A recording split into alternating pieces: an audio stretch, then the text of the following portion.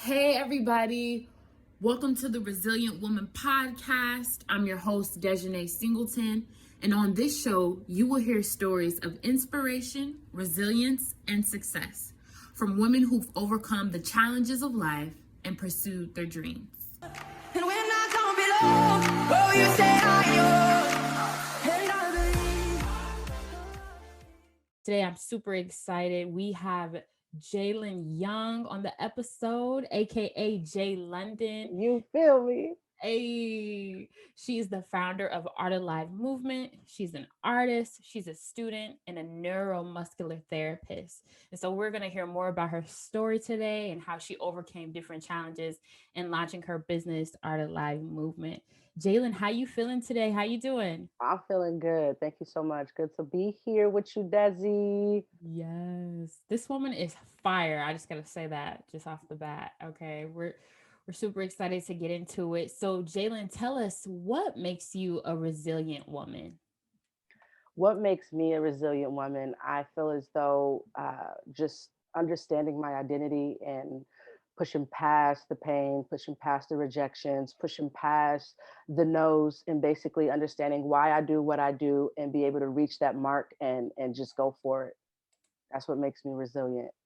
Yes, pushing past the nose. So take us back before you started Art of Life Movement. You were going through some different tunnels and different people and different ways of doing things. How did you overcome some of those no's or some of those challenges you had in the beginning stages? Overcoming the challenges, I just you know had to look at reality and see what reality was and understand that no matter what I do or how I do it, there's always going to be opposition, right? And so knowing that when I'm embarking on this entrepreneurial journey, there are going to be no's, there are going to be rejection, there is going to be people that is not okay, and so I'm having to adjust and having to make sure that I understand that there's going to be challenges, but also know that I gotta push past the challenges because my identity and my purpose is way more important than any kind of opposition or any kind of challenge. That's good. And we talked about this a little bit about a week ago, but you said that there were three specific things that stood in your odds. You felt like in our social norms, it's not really accepted or celebrated. And you push past those three things to even start your business. So can you kind of talk to us about those three things that you felt like were against you? Yeah, I feel like social norms, I socially, like, I don't fit in the ideal, like of what the world tries to put on you, of what a businesswoman should look like, of what a woman should look like. And so yes, I am overweight, I'm proud, I'm big, let's get it all day, right? So there's that element, right? And there's also the element that I am a woman, and there's also an element that I am black. And within this industry, there's not many black women, there's not many women in general. And people, unfortunately, people have fat phobia, and they Mm, they they fat shame people if you don't look a certain way. Like, I'm on stages a lot, and I have people come up to me afterwards like, "You're so confident, I'd never be able to do what you do." And I'm like, "Why?" And they're like, either I'm not happy with what I look like, or I don't mm, like talking to people, or I have this fear. And I'm just like, look, we all got our flaws, we all got our insecurities, we all got our fears, we all got all that. Like, is that still bigger than your call? Is mm. that still bigger than what you want to do? And so I think for me, you know, seeing what I want to do and who I want to be way more important than anybody's perspective of me, than any social norm. You feel me? No, that's good. Looking at it from the bigger perspective. Yeah, these are the odds against me, but my dream and my passion is way more bigger than that. Hmm. And we even talked a little bit about this too. You were able to have opportunities to book artists and you were able to launch your own business, but you basically were self taught. You Yes. basically, yeah, walk us through that process. Okay, so I had this idea. I had this.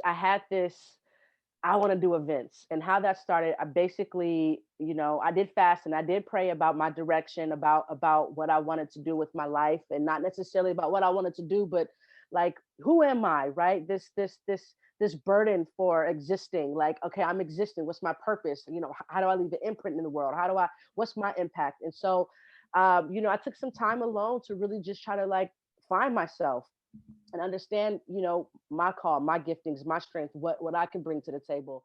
Opportunity to host my very first event in the summer of like 2014, and so my job was to um, get the artists, you know, communicate with the artists, get the venue, and to also host. And so I like talking in front of people. Why, I don't know. Some people don't like it, but I actually enjoy it. And so I did that, and I'm like, oh, this is fire! Like, yep, I want to do this. Like be able to move a crowd, or be able to silence a crowd, or be able to have people connect with you on a very authentic level. I was with it. So my first show was I think November 8th, 2014. I you know booked a couple of artists, and everything was just smooth. My first show was just extremely smooth.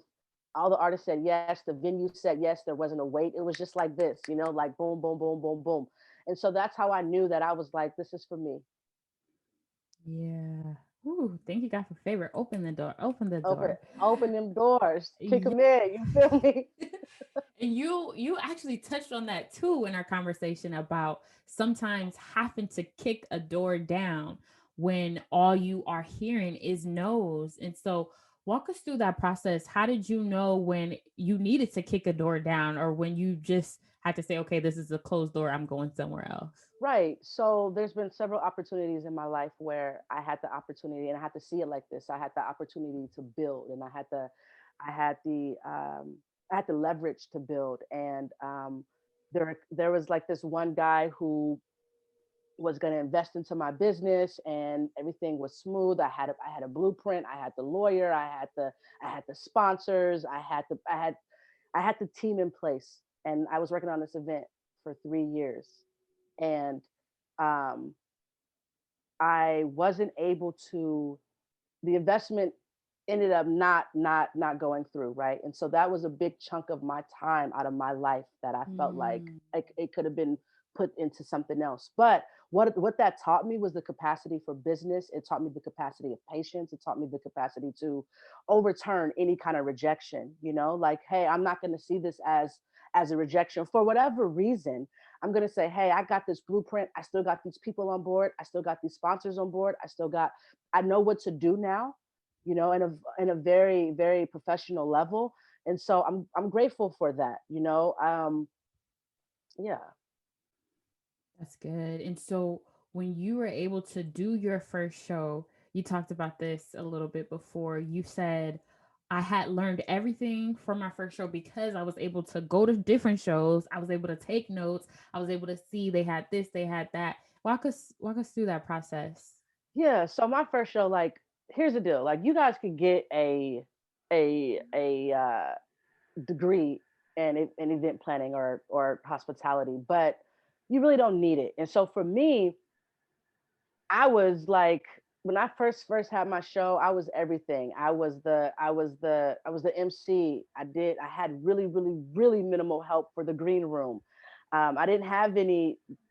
I didn't have everything that I needed, but I knew that that wasn't going to stop me. Mm, Especially it being my first show. But yes, I would love to learn. Like, hey, if I'm gonna spend the rest of my life or spend so much of my time investing into this passion or this career, I want to learn everything. So any kind of um, function or event that I was able to volunteer at, I was there. mm, I was taking notes. Okay, cool. They got security. Okay, cool. They got a crowd control. Okay, cool. They got somebody working the green room. Okay, cool. They got a tech. They got a sound guy. They got this. They got that. I need to get that. Okay, cool. If I have that and that doesn't come through, how do I then now plan for a backup? If I have a venue in mind, and let's say 2 weeks before the event, the venue closes down, or you can't have that venue more. Okay, well, I have a contract now saying this, that, and the other. But then I also had a backup venue. So it's just this industry is so much learn as you as you go, like even when like my team and I, or even just myself, like I would have this plan, and I would plan everything out from the highlights to the disasters, what could go wrong. And even if those things did happen, or they did not happen, um it's still learn as you go, because it could be one little missing, like one missing piece or one missing link that you didn't write down. Okay, so it's like, okay, I know that for the next time. And so I feel like each show, honestly, we've done about 30 events throughout the course of our 6 years, and we also have a chapter in Washington D.C. And so throughout the course of these events, like, no event has ever been the same. No conflict or struggle, or no kind of, oh, I ran into that, at the last time, or now I'm gonna run into this again. That has never been the same. Like, it is so different, and so that I like that piece about it. That it's just always different, but the basics, you know. Basics. And what would you say for women who are saying, man, like I have my basics, I have kind of like my foundation of what I want to do, but I just feel like I'm not getting the support that I need, or I'm not getting the encouragement that I need, or I have what I have, all the supplies, and I just want someone else to, join alongside of me so I can get this thing going. What would you say to women who are struggling with that? I would say to look within yourself, figure out your why, figure out what you want to do. Also, know that starting anything, there's a risk, and you may not have all the necessary resources, but start with what you do know. And so I would say get a strong support system. And even if that's one or two people in your life to encourage you, hey, I don't feel like doing this, or I don't feel like doing that this day. Like, get somebody that's gonna put fuel under the fire for you, and Mhm. and get you going. And then also just like research. So if you have a passion, in, let's say, because the event industry is so broad, there's concert marketing, concert events, there's conference events, there's wedding events, there's so many different kind of events, there's auctions. And so I feel like for me, music and creativity is so big for me. And so I researched it, and so that's what I would recommend. Research is so powerful, and you gave me that wisdom a few days ago. You were like, I was sharing with you my struggles, and you walked me through this process. And you also talked about researching, but you also had a system that you walked me through. Could you tell us about that system? Yeah, I think that if we're feeling in contrary to our why we do this, what for, who's it for? I feel like if we're in contrary to that, to pinpoint out why you're struggling, why do you have this, but also combat that with solutions. So not just I struggle because of this, X, Y, and Z, but I also have X, Y, and Z so that I won't struggle anymore. So it's like this struggles, but you also have your solution. Partner together, fire. And y'all, listen, me and Jaylon were talking on the phone. I was about to like quit my podcast journey. And I was just sharing with her like my struggles and my thoughts of like not feeling inadequate. And she just was walking me through. She's like, well, why do you feel like you cannot, provide the experience you want your listeners to have? And then I really had to question it. I'm like taking notes on sticky notes. And she's like, yeah, why do you feel like you can't provide that? She's like, research, listen to some podcasts, see what you like, and bring that to your experience, and don't feel like, okay, this thought of inadequacy has to be the end. Like, do the work and then make it happen, and believe that you can make it happen. And you had a support system around you. You had a team, a group of people. And what would you say the difference would even make for women who don't have a support system versus women who do have a support system? Because it seems like it played a major role in your success and your journey.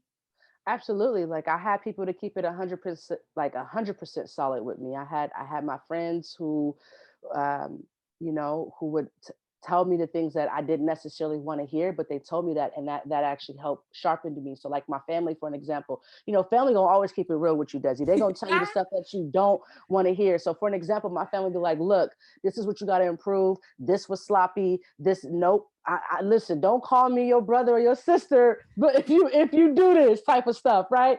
And so I just had that in the forefront of my mind, like, okay, look, I may not like maybe how they're saying it or whatever, but what they're saying is actually going to propel me to continue to have a support system, but to continue to do what I'm doing, but to also get better at it. And also too, when you have a support system, like in your like start of your pioneering stages, the people that started with you, they're not going to finish with you, and that's Mm. okay.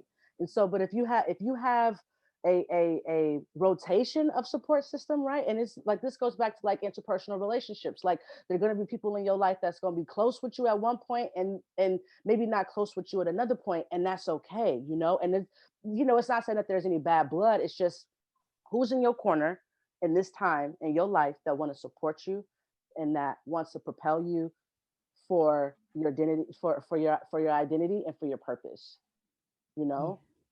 And so I think if there's a person that is wanting to have a support system, again, it's like look within. Number one, who can you trust? Number two, who can you tell your dreams and your passions to and it's not going to get ripped off? Mm. Number three, who can you tell your dreams and passions to and they're not going to laugh at you behind your back and be like, she wanna do that. She wants to book Jane Elliott. Like that's impossible. Get Mm. people that's gonna be like, yeah, you can book Jane Elliott. You can book Centoya Brown. You can book these people. Let's get it. So I got it. You feel me? You feel me? So I think that motivation piece is like get people that's gonna really believe in your dream. And also when it comes to dreams, is sometimes give grace to people that may not understand your dream. Mm. And it is your job to make people know why you're doing something. It is your job to convince people of your dream. So yeah.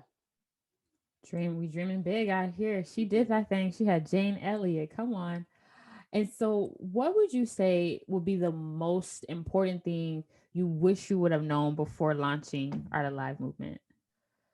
Most important thing is to separate personal feelings and business. Mm. So for an example, you get rejected. Like, hey, I want to book so and so. They say not around this time. Like for an example, we were gonna book Carnell West, right? And so we had like 3 or 4 conversations, and it was like this slight feeling of like they're gonna do it, and then there was this feeling like I don't know. It's like always this 50-50 thing, right? Like you go back with negotiations and all of this. And so our last conversation, I thought I had the bag, like, yeah, let's get it. And then it was like, hey, this time around we're gonna pass. Mm. So I had to not say I'm a failure and take that personally, but to say this is just business.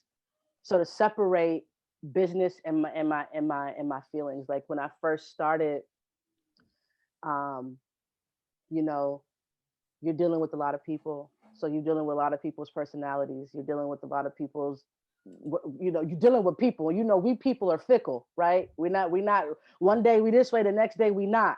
And so seeing that if something doesn't go as right, that it's not me. It's not, Mm. it's not personal. It's just, it didn't go for whatever reason. So yeah, because I mean, like for me, it was like in the beginning, it was extremely hard to differentiate my personal feelings and business. Mm.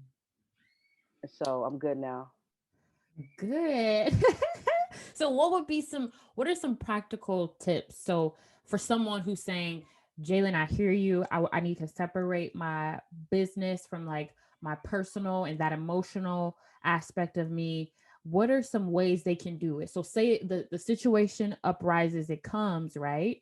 Uh-huh. What walk us through the thought process of what should happen so we could keep those things separate. Honestly, simple.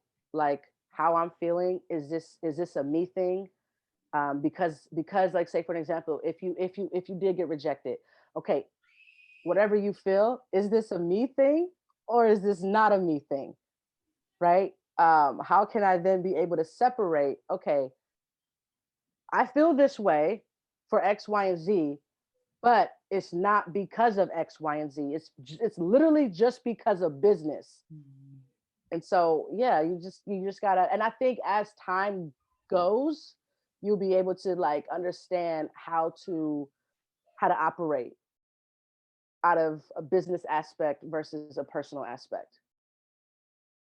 Taking in consideration the thought process of keeping business and personal separate, do you think that resiliency is something that people can learn? Because I think that takes a attribute of resiliency to say, oh, this happened, I'm gonna keep going. So is that something that we're born with? Do you find that that's a skill people can obtain? What are your thoughts on that? I'm gonna be honest with you, Desi. I think certain people groups have it a little bit more ingrained than others. I think that due to like environmental aspects. So like you got the socioeconomic relations or socioeconomic factors of how a person is brought up, that plays a lot into them being resilient. Like for an example, African American and our Black and brown communities, we don't have a lot of resources, we don't have a lot of access to things, so we have to push extra hard, or we have to go extra hard, to be able to obtain something. And so I think like you know um, it's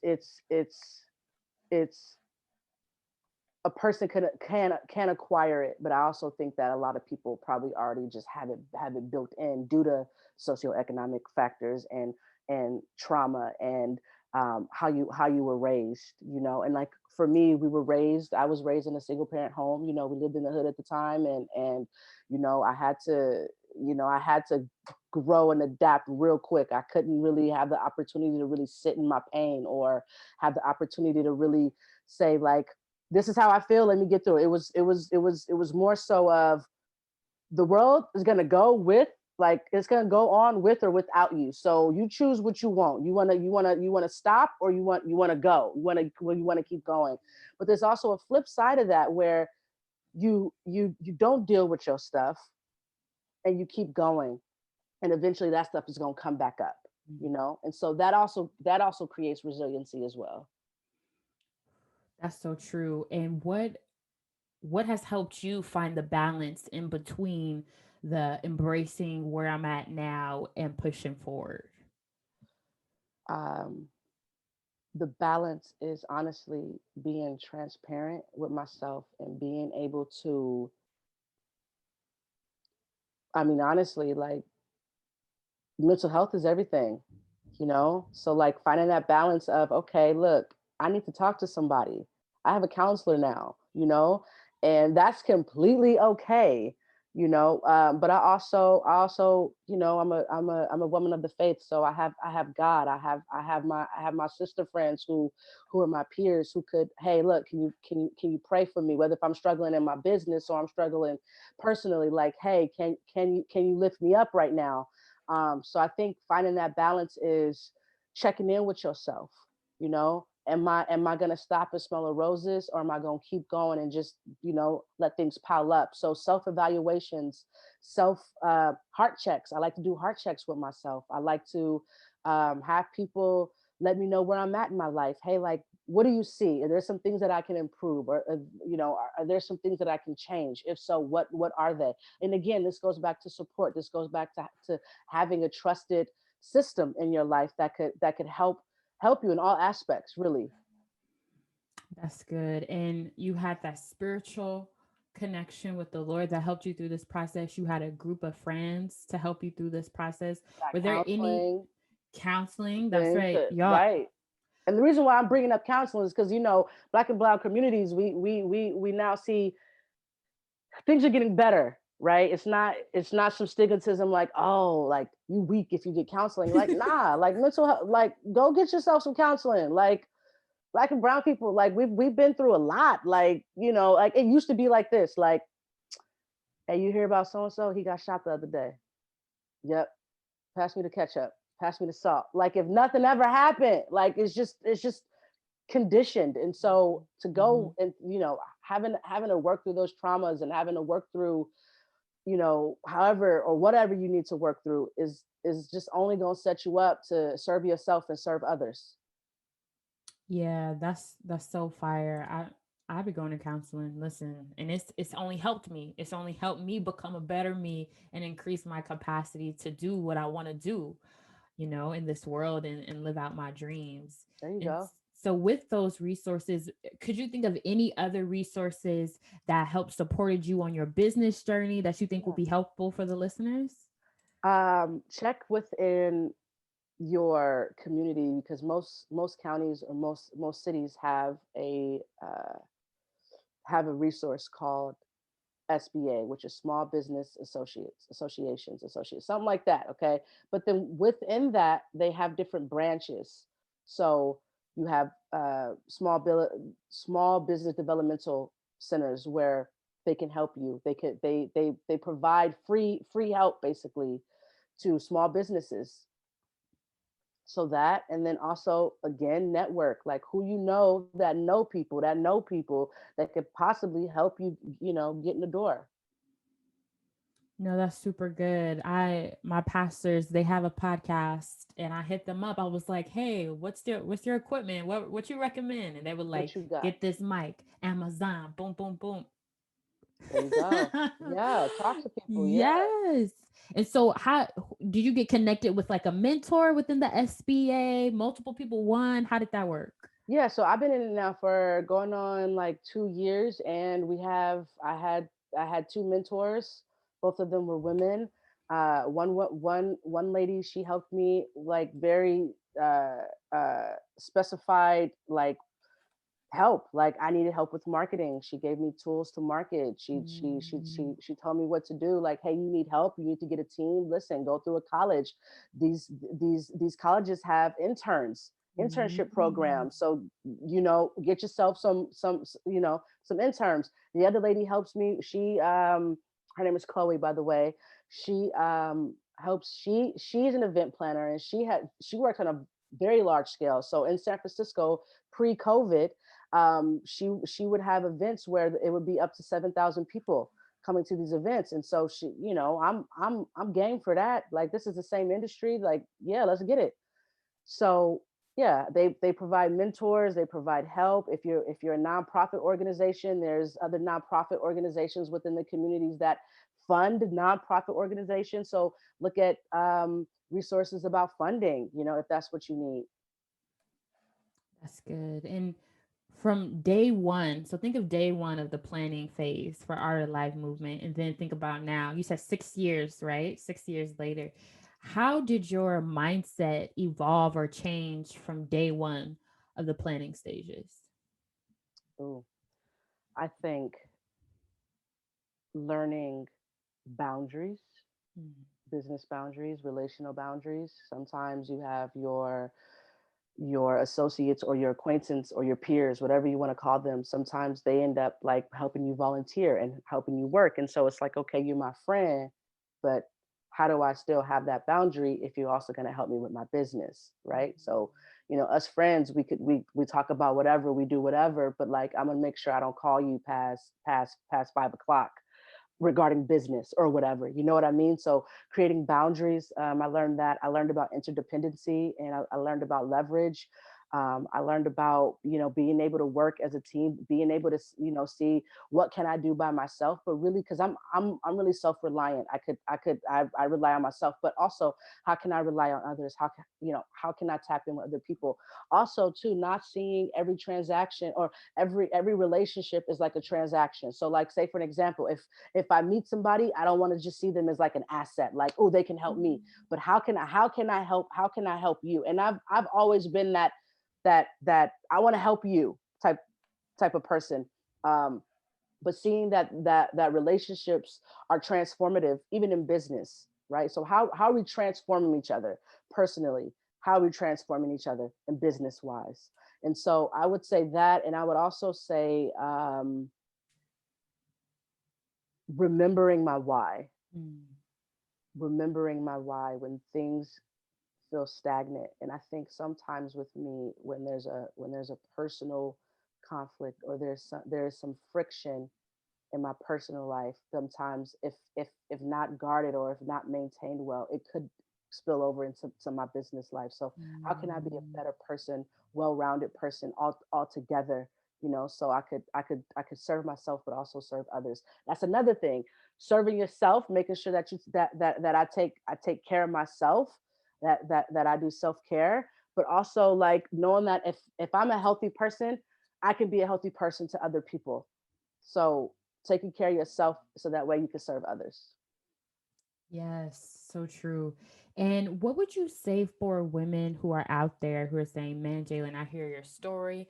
Girl, you was out there getting it. I'm trying to get it. I'm trying to launch my business. But I feel like, man, all these people in my life or all these things are pushing me the opposite way. I'm taking 2 steps forward and then I get pushed 3 steps back. What would be your word of encouragement for them?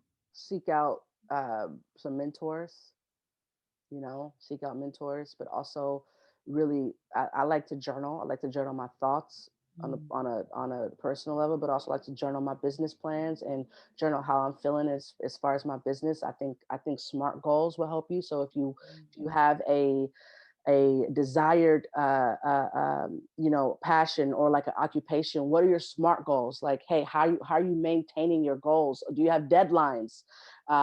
If you feel like, hey, there's just so much opposition, sit down. If you meditate.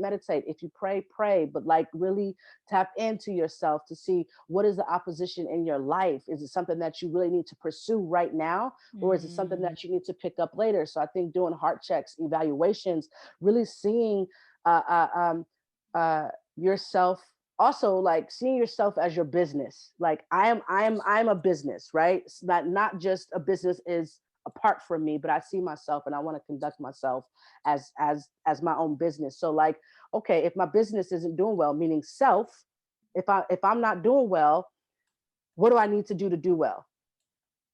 Do I need to go on a bike ride? Do I need to reflect? Do I need to holler at some mentors? Do I need to go back to my business plan? Do I need to revamp some things? Do I need to take time away and mm. just chill and clear my mind so I can, like approach it with a clear mindset. So um I think there are a lot of things that come into play, but most importantly is remembering your why, holler at yourself, self evaluations, and get some mentors, you know?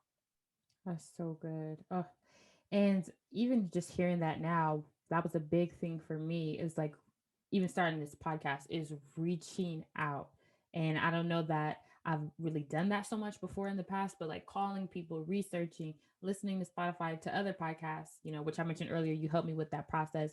What would you say to women who say, I've reached out, I've done that, but I still feel like, something is holding me back? Because I know people, and that's why I even started this podcast where it's like, well, you don't know my story and you don't know what I've been through, or you don't know what I'm feeling. You know what I'm saying? What would you say to them? There has to be there has to be a way. I think branding is everything, right? So there has to be a way that you are branding yourself to say people can't help, Mm, right? Or people don't understand, or people don't want to help. There are a lot of people, right? There are a lot of people in this world. There are a lot of people within your communities that at least one person, it depends on how you come across. Is your blueprint right? Is are you, do you sound organized? Like, if I come to you with something that may not sound well put together, organized, like, are you gonna be more inclined to be like, hey, I actually believe in your dream, or I actually believe in your vision, or no? But if that's you have good. that, if you have that honesty, like, look, I want to help you organize your business. I want to be able to help you get your business plan together. There's at least some people that we just can't give up, and this goes back into it being a personal thing versus a business thing, right? Like, don't take it personal if somebody can't help you right then and there, or they may not understand your dream or your vision. You do. So it is your job. It is our job to get people to be on board with us. I remember, Desi, like when I first started, a I had a group of like 7 people. And when I think back now, because I was in the pioneer stages, extremely not even knowing what to do, not even really even not even really even knowing how to like conduct a meeting. And like I was so sloppy. Like I scheduled a meeting. I scheduled a meeting and I didn't even show up. Okay. Like when I look back, I'm like, God, thank you for the grace that these people were not like, Jaylon, you need to get your stuff together. You have us all in a meeting and you didn't come. Like they were gracious. You know what I'm saying? So it was like, what was it inside of me? What did I tell them for them to stick around, for them to want to be able to help me? That's good. Like how did I get them to believe in me? And a lot of it had to do with I had a vision, and I think people saw that like I wanted to make my words a reality. And so if I wanted to do a show, I'm gonna do a show. Hey, it may not look right now, but I'm gonna get it done, and hopefully that would inspire you to be like, she ain't got all her stuff together in the beginning, but she did it. Yep. So now I can do it too. And so yeah, really, really conveying your dream, and then also check in with yourself. Like, you know, um, is this the right time for me to do this? And if I'm not conveying this in a way where people could actually help me, how can I convey it in a way for people to help me? Because Mm. all the help is out there, right? Um, so yeah, we're our own limit. You know what I mean? So Oh, that's so good. Having, I like how you brought that up in the beginning. Like, how are you branding yourself? Are you coming off as organized? Because maybe it's just a little quick fix sometimes. Maybe it's yeah. just the structure that we have, or maybe it's just a skill that we're lacking. And once we tweak that a little bit, we're on our way. And also that belief piece you brought up is believing there is someone out there who can help me and Mhm, wants to help me, mhm. and believing that and Regardless being of what we hopeful. look like, regardless of what we go through, regardless if we have systems set into place to right to not help us, right, within Black and brown communities, there's at least somebody that still was going to be like, you know what, I like her tenacity. How can I help you? And Yeah, if that's a fight, continue to fight for it. that's good. Ooh, fight, fight for it, fight Hey, for it. Hey, hey, hey, hey, hey, that's my new single coming out. Fight for it. let's get it. That's so awesome, man. And even just, I'm taking notes, mental notes right now, hearing that process that you went through of, man, I didn't have it all together, but I still launched. Like, guys, when I tell y'all I was in college, I was volunteering at Jaylon shows. Listen, it was popping. Like, all my friends, we were always super excited to go. We didn't know what she was feeling in the inside, or we didn't know what the, struggle she experienced. We just knew that Jaylon would have these amazing shows where we could network with other people. We could build our resume and use some of our skills. So that was what we experienced, and that's what we saw. And 6 years later, she was able to book someone like Jane Elliott. And so I think she's just an amazing example of, if you have struggles, if you have challenges, if you have roadblocks, you don't have to stop there. It's some steps we can take to pursue our dreams and holding on to that vision, to just push through, because that's more important than the failure and all the other things that are getting in our way. Jaylon, yes. Do you have any last words you want to say for the listeners? Yes, if you're listening to this and you started with me from the beginning, shout out to at the time School of Urban Missions for hosting some of my events. Shout out to all these venues for helping me. Shout out to all the people for helping me, especially SUM. Like some of y'all, yeah, I mean, in the beginning, y'all was putting the fire with me. So I really do appreciate y'all. And also, any last words is to stay consistent. Mm. Consistency is key. Like, Beyonce, when she first started, her, like for an example, I use Beyonce. I don't know why I use Beyonce, but Beyonce, like when she had her, like if you see her first album and listen to her first album to her latest project, you're gonna see a huge transformation in character, in the how things sonically sound. You're gonna see a huge difference. But what it is consistency.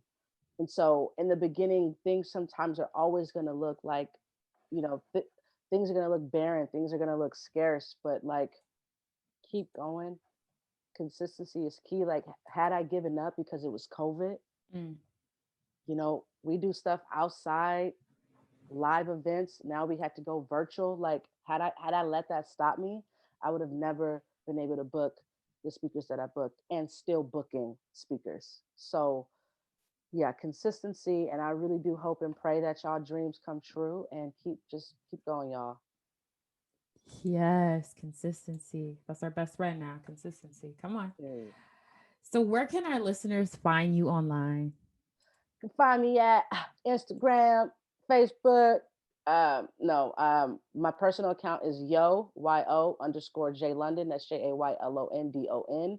My business account on all social platforms is Art Alive Movement, and you can also go to artalivemovement.com. All right. Thank you so much, Jaylon, for coming in, sharing your story, giving us some takeaways. Thank you, Desi. I'm proud Mhm. of you, girl.